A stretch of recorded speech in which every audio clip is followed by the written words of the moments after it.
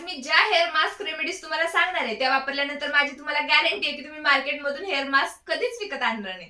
आता बघा ना, आपल्या आयुर्वेदात प्रत्येक गोष्टीवर इतके छान छान उपचार सांगितलेले आहेत, रेमेडीज सांगितलेले आहेत आणि त्यासाठी लागणाऱ्या सगळ्या गोष्टी आपल्या आजूबाजूलाच असतात. आपण एक तर त्याकडे लक्ष देत नाही किंवा त्याला महत्व देत नाही आणि मार्केटमध्ये मिळणाऱ्या महागड्या महागड्या प्रोडक्ट्सच्या मागे पळत राहतो. पण आज मी जे हेअर मास्क रेमेडीज तुम्हाला सांगणार आहे यापैकी कोणतीही तुम्ही वापरली तर तुमचे केस खरंच खूप सॉफ्ट, शायनी, सिल्की बनतील. आता म्हणताल तुझे केस कसलेत, पण माझे कुरळे केस आहेत. आपण कोणताही प्रोडक्ट किंवा रेमेडी काही वापरलं तर आपले केस सॉफ्ट, शायनी बनतील, पण त्याचं टेक्स्चर चेंज नाही होणार आहे. त्यासाठी आपल्याला वेगळी केमिकल ट्रीटमेंट घ्यावी लागेल, त्यावर बोलू आपण नंतर. पण ज्या मी आज तुम्हाला रेमेडीज सांगितल्यात त्याने तुमचे केस छान तर बनणारच आहेत, पण त्यापासून तुम्हाला कोणताही साईड इफेक्ट किंवा ॲलर्जी होणार नाही याची सुद्धा गॅरंटी आहे. नमस्कार मंडळी, मी आहे ऐश्वर्या आणि आपल्या युट्यूब चॅनलमध्ये तुम्हा सगळ्यांचं स्वागत आहे. तर आपली पहिली रेमेडी, आता मला वाटतं बऱ्याच लोकांनी आपल्या शॉर्ट व्हिडिओमध्ये ही रेमेडी बघितली असेल. आता मी काही मनानेच काही पण तुम्हाला तयार करून नाही सांगणार आहे, जे आहे तेच सांगणार आहे. तर आपली पहिली रेमेडी असणार आहे कोरफडीची ॲलोवेरा हेअर मास्क. आता ही कोरफड आपल्या स्किनसाठी म्हणा, हेअर्ससाठी म्हणा किंवा ओव्हरऑल हेल्थसाठी किती बेनिफिशियल आहे हे तर आपल्याला माहितीच आहे, कारण की आपण मार्केटमधले प्रोडक्ट आणताना सुद्धा बघून आणतो की त्यामध्ये कोरफड आहे. आपल्याला माहिती आहे की त्याने आपल्याला फायदा मिळणार आहे.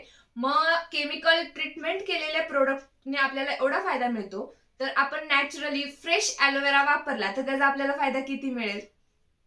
आता जर आपण हा कोरफडीचा हेअर मास्क वापरला तर आपले कितीही ड्राय, डॅमेज, डल केस असू द्या, तेही केस आपले सॉफ्ट, शायनी बनणार आहेत.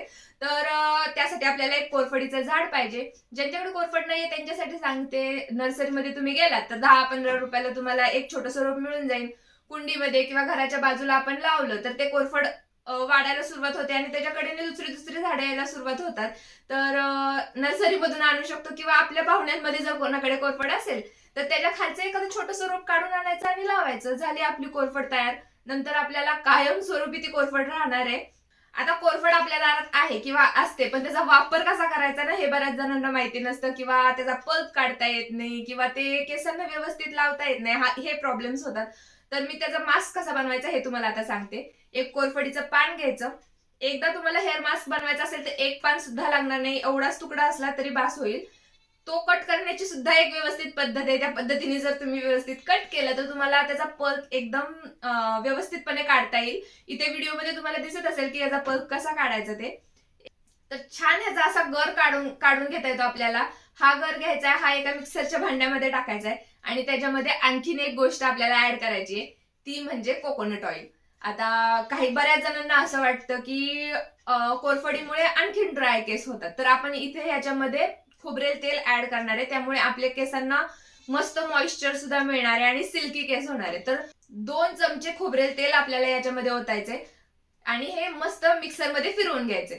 तर छान असं ह्याचा मास्क तयार होतं. एकदम लिक्विडी ह्याचं प्रोडक्ट बनणार आहे, हेअर मास्क बनणार आहे आणि हे आपल्या केसांवर आपल्याला अप्लाय करायचे. आता अप्लाय करताना एक ताट घ्या तुम्ही किंवा काही मोठं भांडं घ्या, आपल्या समोर ठेवा आणि मग त्याच्यामध्ये हे हेअर मास्कची वाटी ठेवा ज्यामध्ये तुम्ही हेअर मास्क घेतले आणि केस पुढे घेऊन त्याला लावायला सुरुवात करा. याने काय होतं की हे खूप लिक्विडी आहे हेअर मास्क. वरतून आपण ओतलं केसांवरती तर ते खाली गळून जाईल आणि थोडं थोडं घेऊन लावायचं म्हटलं तर खाली खूप सांडतं, म्हणून हे सगळं करायचंय. खाली काहीतरी हांतरून आपण घेतलं किंवा भांडं घेतलं तर त्यामध्ये हे पडेल आणि आपल्या पसारा होणार नाही घरामध्ये.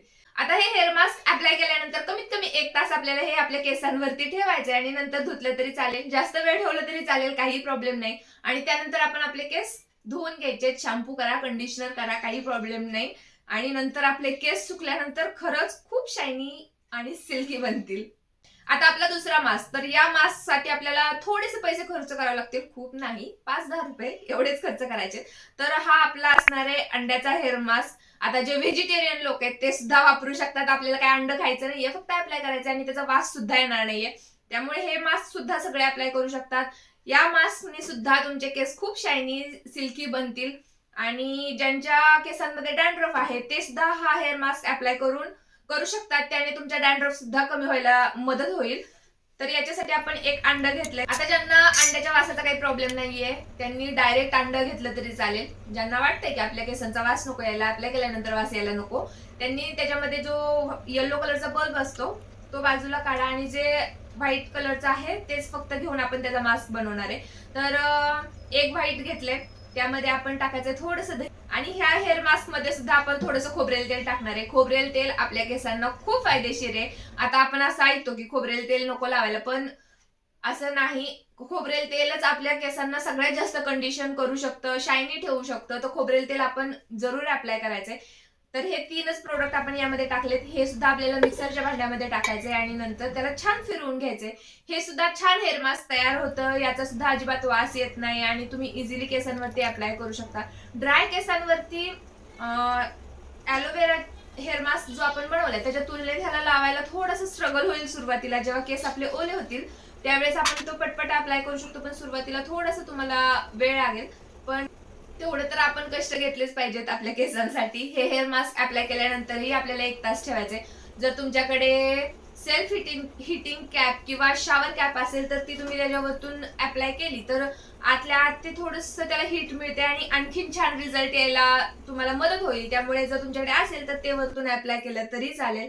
1 तास आपल्याला हाही हेअर मास्क ठेवायचा आणि नंतर धुवून टाकायचा. तर यानंतर आपला तिसरा आणि सगळ्यात सोपा हेअर मास्क, तर त्यासाठी आपल्याला कॅस्टर ऑइल हवंय. कॅस्टर ऑइल थोडंसं घट्ट असतं, थोडंसं म्हटलं तर जास्तच घट्ट असतं, त्यामुळे ते खूप जास्त कंडिशन करतं आपल्या केसांना. तर एका वाटीमध्ये आपल्याला कॅस्टर ऑइल घ्यायचंय. फक्त हेच तेल नाही अप्लाय करायचंय, या तेलामध्ये सुद्धा आपल्याला खोबरेल तेल ऍड करायचंय. थोडंसं खोबरेल तेल टाकून घेऊया आणि हे डायरेक्ट अप्लाय नाही करता येणार आहे आपल्या केसांवरती. थोडंसं आपल्याला ह्याला गरम करून घ्यायचंय. डायरेक्ट फ्लेमवर सुद्धा ह्याला गरम करायचं नाहीये, डबल हिटिंगवर आपल्याला गरम करायचंय. म्हणजेच काय करायचंय, कढईमध्ये थोडंसं पाणी घ्या तुम्ही, ते उकळायला ठेवा आणि त्याच्यामध्ये ही वाटी ठेवा. आपलं तेल गरम झालं, कोमट झालं की ते काढून घ्यायचं आणि नंतर आपल्या केसांवरती अप्लाय करायचं. तर हे कॅस्टर ऑइल खूप घट्ट असतं, त्याच्यामुळे ते खूप जास्त कंडिशन करतं आपल्या केसांना. आणि हे मास्क लावल्यानंतर सुद्धा आपल्याला त्याला 1 तास कमीत कमी ठेवायचे. सेल्फ हिटिंग कॅप असेल तर ती त्याच्यावरतून अप्लाय करा. खूप छान कंडिशन होतील तुमचे केस. 1 तास ठेवल्यानंतर यालाही आपण धुवून टाकूया आणि रिझल्ट तुम्हाला धुतल्यानंतर समजेलच. तर आपले केस ड्राय, डल, डॅमेज कशामुळे होतात, तर त्याच्यामधलं मॉइश्चर निघून गेलेलं असतं. आपण जर फक्त शॅम्पू करत राहिलो आपल्या केसांना तर आपले क्युटिकल्स असतात केसांमधले ते ओपन राहतात आणि त्यामुळे आपले केस एकदम फ्रिझी बनतात आणि नंतर त्याला प्लिटन्स यायला लागतात, एंड्सला म्हणजेच फाटे फुटायला लागतात. तर हे सगळे प्रॉब्लेम्स आपल्याला त्यामुळे यायला सुरुवात होते. त्यामुळे आपण आधीच आपल्या केसांची काळजी घेतली तर आपले केस शायनी, सिल्की राहतील आणि त्यांना फाटे सुद्धा फुटणार नाहीत. केस आपण धुतल्यानंतर त्यांना कंडिशन करणं ही खूप गरजेचं आहे. काही लोक असतात अशी की त्यांच्या केसांना नसते गरज कंडिशनची, तरीही त्यांचे केस सिल्की राहतात. पण ज्यांचे केस माझ्यासारखे, माझे केस खूप ड्राय आहेत आणि खूप फ्रिझी बनतात, त्यामुळे मला त्यांची खूप काळजी घ्यावी लागते. मी शॅम्पू केल्यानंतर कंपल्सरी कंडिशनर वापरते. कंडिशनरने सुद्धा आपले केस सॉफ्ट, शायनी बनतात. तर ह्या आहेत आपल्या 3 हेअर मास्क रेमेडीज. तुम्ही नक्की ट्राय करून बघा आणि ट्राय केल्यानंतर कमेंट करूनही सांगा की तुम्हाला कसे वाटले, कारण की जे पुढचे लोक आपले व्हिडिओ बघणार आहेत त्यांना ते वाचून नक्कीच फायदा होईल. तर आपण आपल्या ह्या चॅनलवर lifestyle, makeup, shopping, DIY remedies अशा वेगवेगळ्या टॉपिक्सवर व्हिडिओ घेऊन येत असतो. तर ह्या सगळ्या टॉपिक्स मध्ये तुम्ही इंटरेस्टेड असाल तर आपल्या चॅनलला सबस्क्राईब देखील नक्की करा. जर तुम्हाला माझी ही व्हिडिओ आवडली असेल तर व्हिडिओला लाईक नक्की करा. चला तर मग पुन्हा भेटूया एक नवीन अशा छानशा टॉपिक मध्ये. तोपर्यंत tata, bye bye, love you.